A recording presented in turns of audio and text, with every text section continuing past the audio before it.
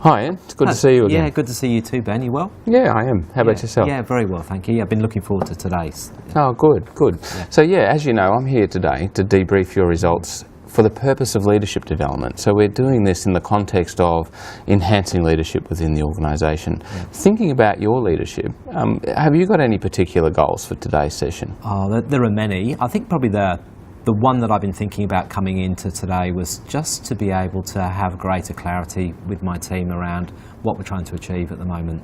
I sometimes find the busyness of the amount of things we all get through sometimes can lead us to work in different directions. Yeah. So if I just really could lead them in a really unified way, that would be great. And hoping the results might give me some insights into that. Yeah, okay. Yeah. Fantastic. What we need to achieve at the end of our session today is an action plan. An action plan that sort of discusses, if you like, some of the key insights that we've got from the data, some of the actions that we're going to take, and some of the benefits that might flow from those actions. Okay, yeah. So that's kind of where we'll get to towards the end, and we'll draw them into that particular goal that you have. How does that sound? It sounds great, and I know my boss is very action orientated and will probably expect to see me come out of this discussion with something tangible. Excellent. Okay. So here I've got your report and your development tips workbook. Oh, okay. Great. Before we get into it today, though, I'd just like to say that these results are yours and for your development, and this is a private and confidential debrief session. I was wondering that. So will anyone else get to look at the results after today? No, not in this instance. What you do need to do, as we've already discussed, is share with your manager those insights they've got, the actions that you're going to take and the benefits that will flow from that. Indeed, I'm going to take you through a response process at the end of our discussion today, where I'm going to encourage you to go and do that with all your rated groups. So can you just clarify what you mean by a response process? Well, why don't I cover it in more detail at the end of the session, but essentially it's about going back to our raters and sharing some of the key insights that you've got, some of the actions you're going to take, and sort of validating those to make sure they're the right things to do. Right. All right? Okay, this is your report. We're going to spend a bit of time, and this is a development tips workbook. This is basically a dictionary on how to improve your emotional intelligence. Fantastic. For all of the 6 competencies of the Genos model and all the behaviours in the instrument, there are development tips that are in this workbook. Fantastic. So we might come to this along. Right. And do I get to take this away? You do. Both of these documents are yours that I'll give you at the end. So the first thing I'd like to just revisit is the model itself. I know we covered this off in our introductory session. Is there anything you'd like to clarify or discuss with me about the model before we get into the results? So I remember you running an exercise around us thinking about emotions we'd experienced over the last 24 hours, and from memory the model was part of that intro session that you ran for us? Yeah. That all sat very comfortably at the time. I think probably the one thing that I've been discussing with colleagues is that in the world we live in, which is incredibly fast-paced, the ability to stay positive and to do the things on this outer grey circle, I remember them being those more sort of productive ways for leaders to lead, seems to be very challenging. Isn't it the case that from time to time we all, whether consciously or unconsciously, slip into some of those less productive behaviours? Oh, absolutely, yeah. I think what emotional intelligence is really about is about making intelligent responses to negative emotions that we have, and about using these competencies to generate positive emotions and to enhance the powerful and productive qualities of both negative and positive emotions, if you like. So I guess it's about trying to be, as often as possible, present and empathetic and genuine, resilient, knowing that in reality that's not always where we're at. Does that make sense? It does. Okay, that gives me some assurance that it seemed a very high bar to be there all the time, and that makes a lot of sense. That's great. Of all the competencies, there's probably only one that I'm just now looking at them again, probably just feeling slightly less sure about, which is emotional reasoning. Could you just explain that one for me? Absolutely. So if you think about our feelings, they're not just something we experience, they're an important source of information about our relationships with the world. Yeah. Mutual feelings of warmth and trust in an interpersonal engagement give us information about our level of affinity or rapport.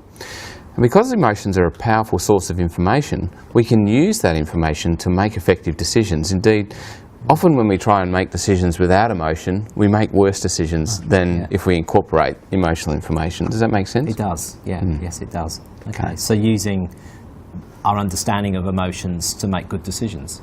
Yeah. So, the morale of the team is down. is it time to execute change, or do you lift the morale up so that executing change becomes easy? That's emotional reasoning. Does that make sense? Yeah. It's just sort of saying, okay, what's the information in the emotions of the situation or of the group or of the people I'm with? What's my own emotions? And using that information to make effective decisions. Thanks. Yeah, that's good. So very comfortable with the model. Okay. Keen to look at my results. All right. Well, why don't we get into it? Okay. So this page describes or presents, if you like, how the results are laid out in the actual feedback report. So as you know, the survey measures how well you demonstrate emotionally intelligent workplace behaviour and how important those behaviours are to your raters. So you'll get overall results in your report that look like this, that describe the overall level of importance, that is just how important overall is this competency to your people, and overall how well you demonstrate it. And you can see the 5-point response scales here that we used in the survey itself.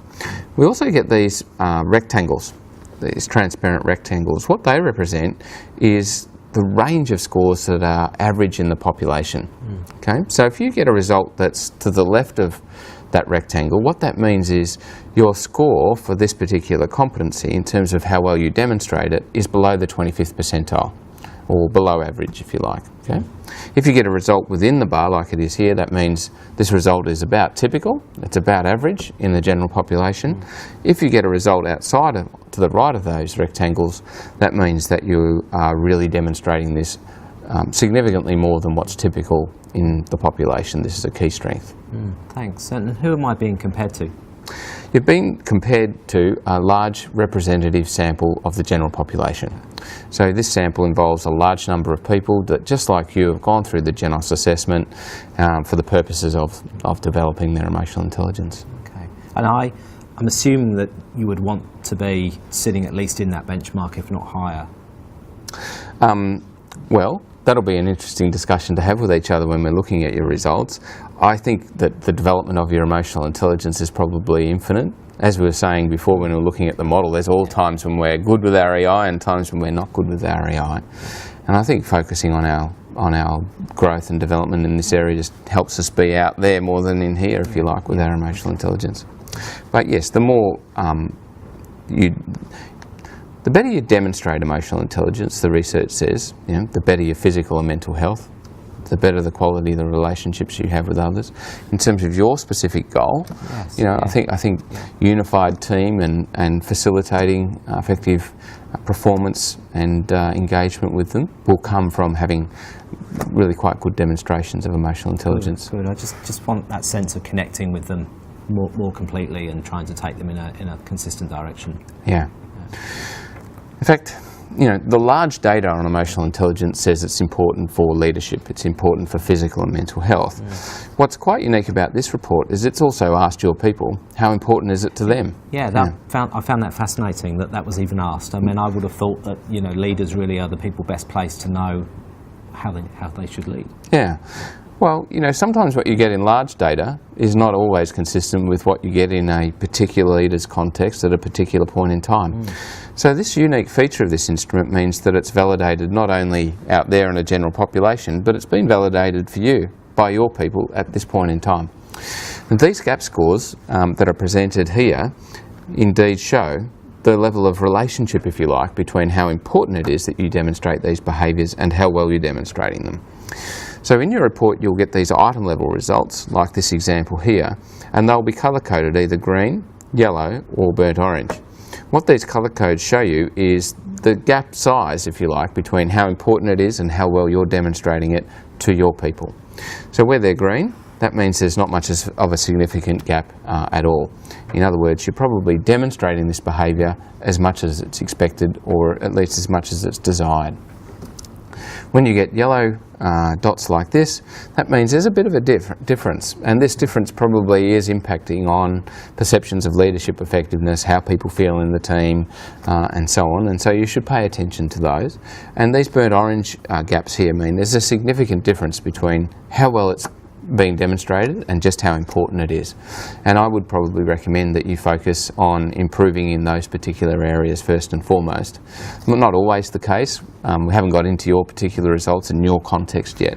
But large data says gaps that are of this magnitude, 0.1, 0.1 or greater, can be problematic for leadership. And how are those actual numerical differences calculated then? Genos has done a lot of research on the relationship between the size of the gap and ratings of leadership effectiveness. And that's how these are determined. So they're not arbitrary numbers, they are numbers that are based on research that show, okay, if you get a gap this big, it doesn't really impact whether people feel you're an effective leader or not. Gap this big starts to have some impact on that. Gap this big really is having an impact. Okay? Great, thank you. These item level results finally are also benchmarked. So just like these rectangles over here, when you get to an item like demonstrates awareness of the way they feel, you can see you get the level of importance, the level of demonstration, the gap score, and finally these arrows, which are the benchmark. So if you have an arrow pointing down, like on this particular example, what that means is you're demonstrating this behaviour significantly less than what's typical in the workplace. If you get arrows going across like this, what that means is you're in that average range for that particular behaviour. If you get an arrow pointing up, that means for that particular behaviour in the Genos instrument, you are demonstrating it better than what's typical in the workplace, indeed in the 75th percentile or above. Fantastic. Okay, so this is really how your results are presented and what you're going to see. Finally, you also get qualitative comments. So when your people filled this out for you, they were given the opportunity to write some free text things to help put their results into context. There's little inverted commas that signify where a particular person has made a response. So if you get more than one set of inverted commas, what that means is multiple raters in that category have been responding. Okay. Sometimes they connect with the data, not always, but they are usually useful for people. So that'll be great to see what people have actually written as well as how I've been scored. Yeah, and in preparing for this debrief, I've read through all your results and all the comments, and you've got a fair few comments that I think will be really helpful in terms of bringing the results to life for you today. Yeah, I'm trying to work out whether that's a good or a bad thing. I think that's good. Well, let's see when we get into it. Great. Should we get into it? Please, yes. Okay. Because the Genos instrument's a behaviour-based instrument, it asks raters to indicate how familiar they are with your workplace behaviour, and the instrument where there's more than one rater also looks at the level of consistency between those raters' responses. Why is that important? Well, the level of familiarity gives you a sense of validity. You know, are these people coming from a place where they feel they know you well? Yeah. And the level of consistency, because we're looking at means, for 2 or 3 people, we want to know whether that mean is coming from a disparate set of responses or coming from a set of responses that are quite consistent. So again, consistency is a little bit of a validity check, if you like, over your results. So if you get low levels of consistency, we're going to interpret the results with a lot more caution and probably spend a bit more time validating the actions that you're going to take with your raters. Yes. If you get high levels of consistency, we'll probably be more confident that these are the things to address in your results. So it sounds like my leadership might be felt by some people in one way and others in a different way. Yeah, and that does happen. Yeah, you know? And particularly with the size of my team, I'm sure there will be some elements of that. Yeah. And sometimes when those sort of results come up, one of the beneficial things to do is to start thinking about, okay, well, who is it you want to work more effectively? Who is it you want to unify? Who is it you really want to perhaps demonstrate more effective emotional intelligence to? That makes sense? It does, yeah. Great. All right. Well, we're going to look at the results from your manager, then the results from your peers, and then the results from your direct reports. And, in your case, there's some common themes and sometimes there's some differences. These people have, I'm sure, different relationships in a different context with you. Definitely, yes. Yeah. So the results are really presented in this way so that you can think about, okay, here's your manager results. Is there anything that these suggest you should do differently with your manager? We'll lock that conversation up and then get into the peer results. Okay, here's the peer results and so on. Does that make sense? It does, yeah. Great. Okay. Should we just get off with the manager first then? I'm very interested to know what my manager has said, so please, that'll be great. Okay, fantastic. Okay, so here we have your results for manager. Okay. Manager was highly familiar with your workplace behaviour. Does that resonate with you? Absolutely. We work very closely together. You do? Yeah. Okay. Because your manager's the only person in this category, there's no consistency rating. Okay. Because these numbers are obviously the average of their particular responses. He or she? She. Okay. All right. And here you have your results overall at a high level. Okay, so you can see levels of importance and levels of demonstration across the 6 competencies. The top score, just to check that. Top bar. Yeah. So what do you notice here?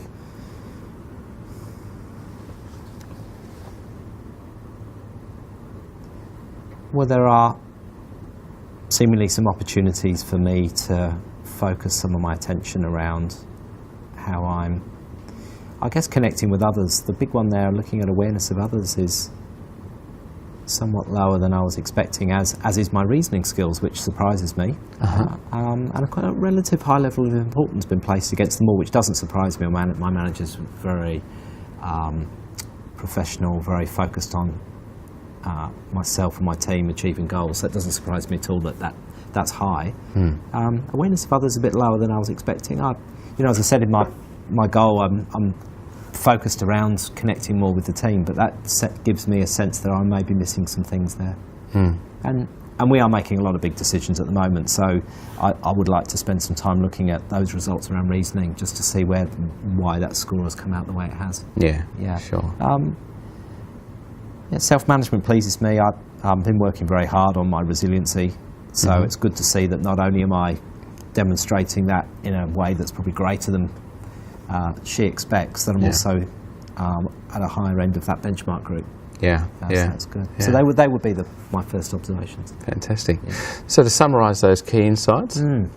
Okay, so a bit of surprise, I think, Ben, to be honest, around the size of the gaps in the area of awareness of others and reasoning. I'd definitely like to spend some time with you understanding that more. Awareness, I've got a feel for that already, but reasoning, I'm confused. And I'm pleased to see that for self-management, I've got a score there that seems to be at the upper end of that benchmark. Yeah. Okay, excellent. Well, let's go. Would these be typical?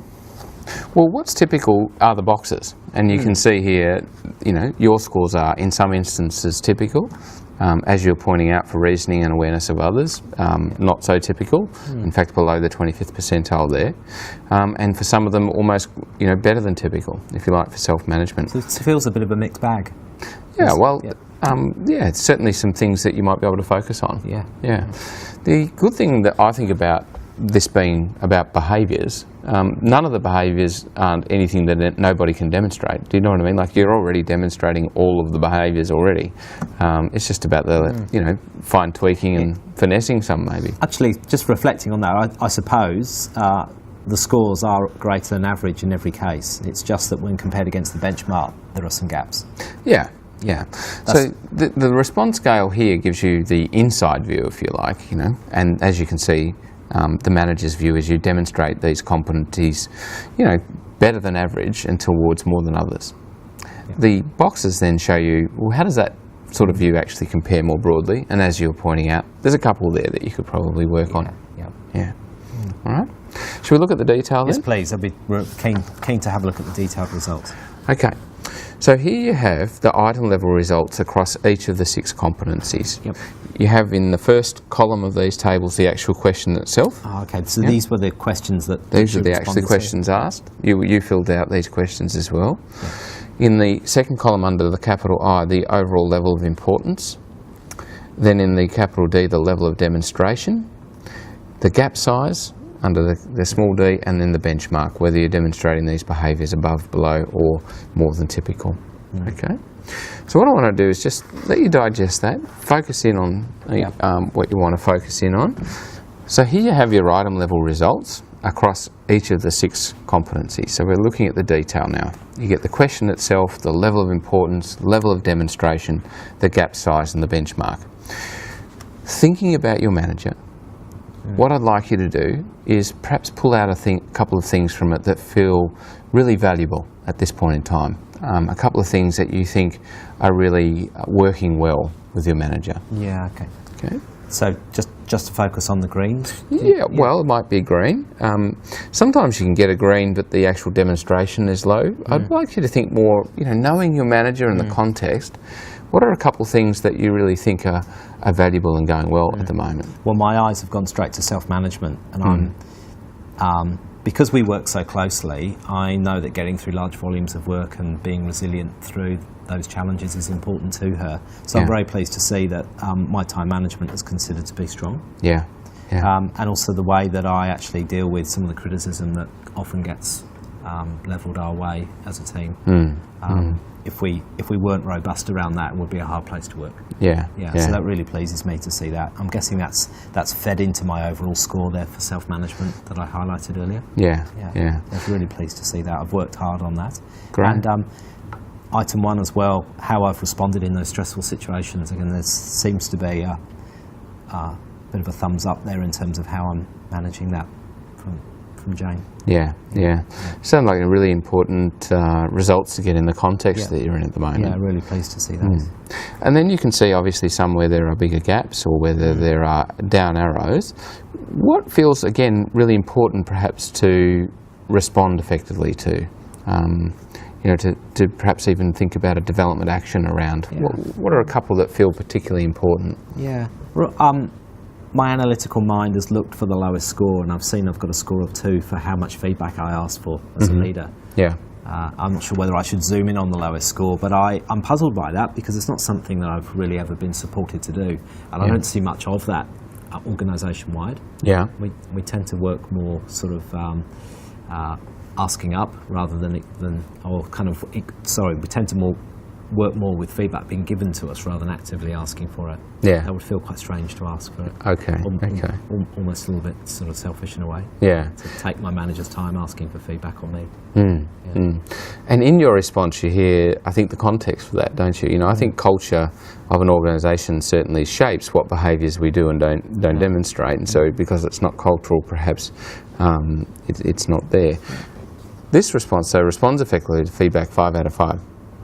So I think you can use that strength, leverage that strength in and I would link that across to the way that I've also been seen to manage criticism, because I have been subject to a fair amount of criticism, or the team. Yeah. And so I'm seeing a link between those. Okay. Does that seem right? Well, to me, it just says, okay, you haven't been asking for much feedback, and maybe because it's just not something that's culturally done in the organisation. But perhaps when you're given to it, you respond really well and effectively to it. And I think it takes good emotional self-management to respond effectively rather than defensively, for example, to feedback, which might be those links. Yeah. Okay. Again, I'm going to focus you and ask you in a minute to maybe just pick out a couple that you'd like to really work on. Before we do, however, do you want to read the qualitative comments? Yes, please. Have I got comments? You absolutely do, yeah. Great. So here are the qualitative comments for human manager, and they're matched against which competencies they were in. And over here, you can see where I'm trying to take you. Okay, so what are some key insights? What are the actions you're going to take, and what might benefit from that? Okay. So read through those, come back to the items, and let's think about, okay, if we were to name 3 insights, what would they be? If we were to name 3 actions, what might they look like? Okay? She's taken a lot of time. That's fantastic. Yeah. It says a lot about actually how thorough she is and how much focus she places on people. That's great to see. So I think coming now back to the results, I'm stuck around this awareness of others, and I think my ability to notice when people in my team need support is something I already was aware of. Yeah. And this has come through really clearly now, both in her comments and in the results. I could be doing more there. Okay. Not quite sure what at this stage, because I'm so busy myself. Yeah. But it clearly is something I need to work on. Okay, all right. Yeah. Well, should we turn to the development tips workbook for some thoughts on what to do about it? Okay. So this is the development tips workbook. As I said, it's got sort of suggestions for each of the competencies, and it's got item level 1. So we turn to emotional awareness of others, or awareness of others, which is about perceiving and understanding and knowledge in the way others feel. Here's your overall tips, and then here are the item tips. Have a read through those and see whether they sort of bring any ideas up in terms of actions you could take. So that second one is really interesting. It seems to me they reflect back on a time when I may have missed something, or when I've responded effectively when someone needed support. I think probably could do more reflection around the things I do well and the things that perhaps I've missed. Yeah. Again, the speed at which we work, that feels often a luxury. Yeah. So that I definitely could do more of that. Gut feel around people, that's an interesting one. I do often get a gut feeling, but how often I act on that, I think, is low. Yeah. Yeah. Yeah. I think when you're going 100 miles an hour, which it sounds to me like you are, things like taking 10 minutes at the end of the day to reflect on your behaviour, or to think about the behaviour of others, what people's demeanour is like. That's the sort of stuff that... Yeah. Is that common? Well, in a leadership role for someone to... I think it can be, but it's not common, I think, with people who are really effective. So if you think about, even Stephen Covey's 7 Habits of Highly Effective People, I think one of them is Sharpen the Saw, which is all about reflection and things. I think people who do this sort of stuff well still work in really busy environments. They just are perhaps more disciplined at making sure that time doesn't go away. Does that make sense? It does, absolutely, well, there's a clear opportunity for me there just to actually do that. I think that's something I'm just not doing enough of. I think it plays to your strength. So time management's your skill. Does it feel like just making sure that it's scheduled and in the diary? If it's in the diary, it'll happen. Yeah. It's probably more the discipline of or how to do it. Yeah. Where to do it. Okay. When to do it. Yeah. Well, have you got any thoughts on the how then? Yeah, it's interesting. I probably just need a quiet space. I work in an open plan office. There's very little room for private reflection on anything, let alone how I'm leading. So I think I need to probably find myself somewhere where I can just get away, just sit quietly. There's a few spots I can think of. Yeah. And here, though, we're looking at awareness of others. So personal reflection, absolutely. What could you do in your day-to-day interactions to pay more attention to how others might be feeling and going in the workplace? For some time I've been thinking I need to actually just spend more time with the team as a team and not just when I need them to do something for me. So I think an immediate action I could take would be just to spend a bit more time checking in with them, but not necessarily doing that as part of giving them a task. Okay. Which is how I work at the moment, because that's time efficient. Task oriented. Yes. Okay. Task orientated conversations. Yeah. So that's how are you going, by the way, while you're here. Yeah. One of the biggest development ahas I had once is with horses. We were taken down to Fox Studios in Sydney and we had to get horses to do various things for us. And the more you're focused on the task, the more the horse wouldn't do anything for you. Oh, really? And the more you focused on the relationship with the horse, the more it would do whatever you wanted it to do. And it was a great metaphor, if you like, for it's really important to have really great relationships with your people, particularly when you need them to go hard and to go fast for you. Yeah, that's very powerful. There's no doubt I could spend a bit more time with my team. It feels like a luxury, but I think this feedback is suggesting to me that it's absolutely essential. Yeah. And that there could be a sense here that I'm too task focused in the face of everything we have happening at the moment. So Okay. So if I was to summarise for you, key insights feels like perhaps emotional awareness of others needs a bit more focus. Not because you can't, but because of the pace at which you're going. Yeah, that would be fair. Can leverage our key strengths of time management and just make sure that we're making the time and being disciplined around putting that in the diary. Is this all resonating so far with the conversation we've had? That's great. Yeah. So now I want to get really practical if we can and say to you, okay, literally, how are we going to do this? How often and when and where and well, so I think on? as a starting point for the awareness of the team, at least weekly, I'm just going to have to put into my diary time to catch up with people. Yeah. And that'll start that on Monday. Okay. Again, I generally set my week on Monday, so that would fit well.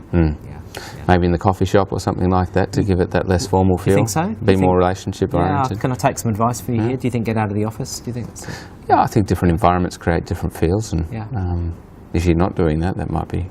Yeah. Okay. Yeah. Excellent. Seeking more feedback was again something else. I think there needs to be a conversation with Jane post this conversation anyway. So I might use that as the starting point for asking her for some feedback. Thinking about your goal, which was kind of unify the team and to sort of get them closer together with yourself and with each other, does that feel like something that's going to help you achieve that goal, do you think? Asking for feedback on how she sees me unifying the team might be something. I was thinking more about being more relationship focused, and do you think that that's going to bring this unifying? Yeah, again, the conversations we have are around tasks, so I think talking about the people in the team would be a pleasant departure. Yeah. Okay. Good. Yeah, I think, and the area of emotional reasoning, I'm just going to reflect on that a bit more. I think just spend some time, just kind of really using that skill of reflecting, but looking at some of the bigger decisions I've made. was the other area I noticed there were opportunities. Yeah. Well, this certainly has some tips around the behaviours too. And, I think in general around emotional reasoning, take the time to reflect on the way you feel, ask others how they feel. What does that information say, and how can you use that to make effective decisions? Yeah, good. Okay, so finally, what I'd like to do is take you through the response process that Genos recommends taking. That was the question I asked you earlier. What does that look like? Yeah, it was, yeah. So here we have the responding to your feedback kind of process, okay? What we don't recommend is that people go around and show the reports to people. Oh, okay, that surprises me.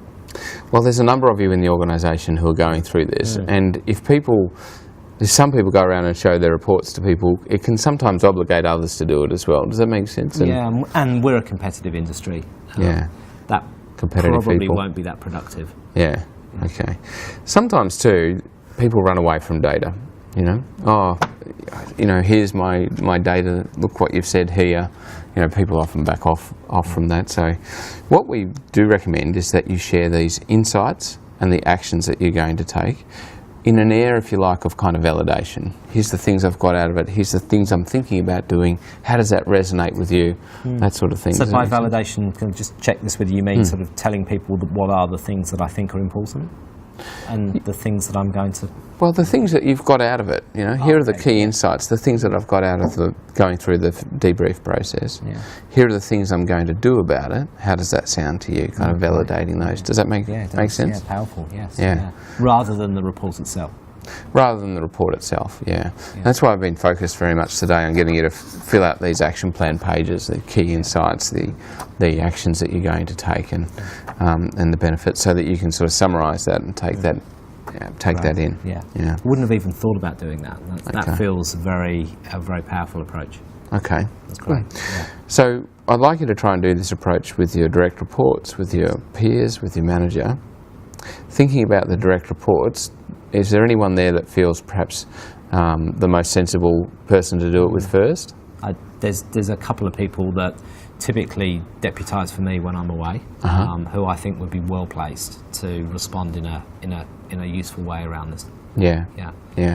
Okay. Quite often, I find going to a person that you know well, that you deeply trust, that you think you could make a couple of mistakes if you needed to, might be the best one, and then go on from there. I think there are some others in the team who would probably be surprised that I was being so open. So I think maybe I'll start with those people who I work with most closely. Sure. Yeah. Okay. Excellent. Would that be okay not to share with everyone, but to validate with a small sample? I know how busy you are. I think if you can validate it with at least the people who actually filled it out for you, would be good. Get around. What people often say to me when they go through this process is, just how much that in and of itself kind of rebuild a connection that wasn't there because of 10, 12-hour working days. Yeah, and if I think about connecting and unifying my team, this could be a really powerful tool in that process. Yeah. Probably they're not expecting me to be doing that as well, so I think there could be a win there. Yeah. Yeah, great. Okay. That's really good. All right. Yeah. Well, thanks, Ian. I hope you found that beneficial.